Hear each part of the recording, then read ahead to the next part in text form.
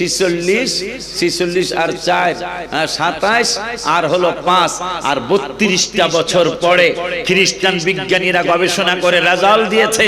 অপেক্ষা করো, Bush W Bush, এরপরে জাপান, জার্মান, রাশিয়া, যত খ্রিস্টান ইহুদি নাসারা তোমরা রাষ্ট্রপ্রধান আছো, তোমরা শুনে নাও, আমরা গবেষকরা গবেষণার রেজাল্ট দিচ্ছি, আগামী 32টা বছর পরে মুসলমানের সংখ্যা হবে পৃথিবীতে সবচেয়ে বেশি।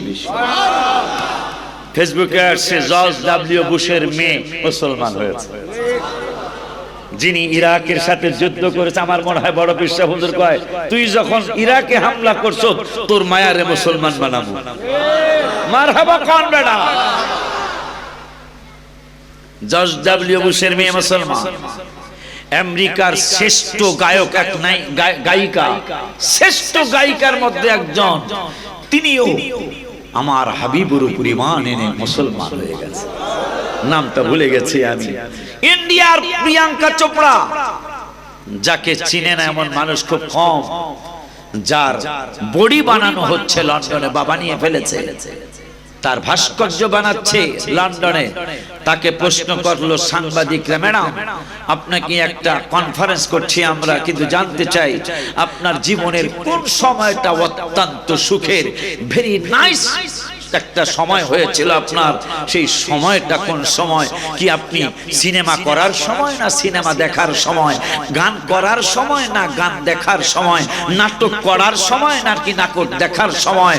ও ম্যাডাম আপনার কাছে জানতে চাই রিহার্সাল করার সময় না রিহার্সাল দেখার সময়? আপনার নাকি বিয়ার আগে নাকি বিয়ার পরে নাকি বাসর রাতে, কোন সময় আপনার জীবনের শ্রেষ্ঠ আনন্দের এবং খুশির সময় ছিল, কোন সময়টা আমরা একটু জানতে চাই।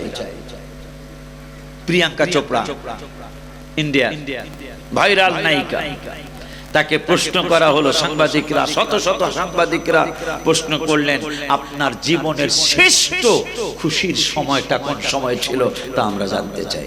আপনারা জানতে চান? হায় হায়, একজন নায়িকা, হিন্দু। প্রিয়াঙ্কা চোপড়া বললেন যে মুসলমানদের নূরের নবী সাল্লাল্লাহু আলাইহি ওয়াসাল্লামকে আমি দেখি নাই। মারহাবা। আমি মুসলমানদের নূরের নবী সাল্লাল্লাহু আলাইহি ওয়াসাল্লামের চেহারা মোবারক আমার চোখে দর্শন করতে পারে নাই, কিন্তু আমি আমার জীবনের বহু বছর পার করে দিয়েছি। কি নাটক, কি সিনেমা, কি ডান্স, কত কিছু জীবনে করেছি, আমাকে এত আনন্দ দিতে পারে নাই। তবে ম্যাডাম, সাংবাদিকরা বলছেন, কোন সময় আপনার বেশি আনন্দ লেগেছিল? বিবাহের সময় না বিবাহের পরে না বিবাহের আগে না অন্য কারো বিবাহের সময়? বলতেছে না, কোনোটাই নয়। তা কোন সময় একটু বলুন? বলতেছে মুসলমানদের নূরের নবী সাল্লাল্লাহু আলাইহি ওয়াসাল্লামের উপর এক জিল কোরআন নাজিল হয়েছে। আমি ওই নূরের নবীকে দেখতে অন্তরটা কাঁদছিল, কারণ নবীর উপর এই কোরআন নাজিল হয়েছে। মারহাবা। যে কোরআনের ব্যাপারে মাওলানা আল্লাহ বললেন যে কোরআনের ব্যাপারে, এই কোরআন শরীফ হইলে ভালো হইতো, কোরআনুল কারীমের ব্যাপারে আমার আল্লাহ বললেন, আরে ভুলে মনে হয়েছে, লাউ আনজালনা হাদাল কোরআন আলা জাবাল লারাআইতাহু খাশিয়া। সুবহানাল্লাহ কয় না? আমার আল্লাহ বললেন, ও পৃথিবীর মুসলমান, নবীকে চিনতে চাও, কোরআনে ঢুকে যাও। সুবহানাল্লাহ কয় না? আমার হাবিবকে চিনতে চাও, কোরআনে ঢুকে যাও। কোরআনে ঢুকলে আপনার নবীকে কেমনে চিনবো? চিনবা কেমনে? শোনো তো, আমার বন্ধুর শক্তি কত, আমার বন্ধুর বল কত, আমার বন্ধুর কত কুওয়াত, আন্নাল কুওয়াতা লিল্লাহি জামিআ। বন্ধুকে আমি কত কুওয়াত দান করেছি, সেটা আমি আল্লাহর কুদরতি জবান থেকে শোনো। আমি যদি এই কোরআন, লাউ আনজালনা হাদাল কোরআন আলা জাবাল, আমি যদি আমার এই কোরআনকে পাহাড়ের উপর নাজিল করতাম, পাহাড় ভয়ে গলে যাইতো, কম্পমান হয়ে যাইতো, ফেটে যাইতো। সুবহানাল্লাহ কি বলা যায় না?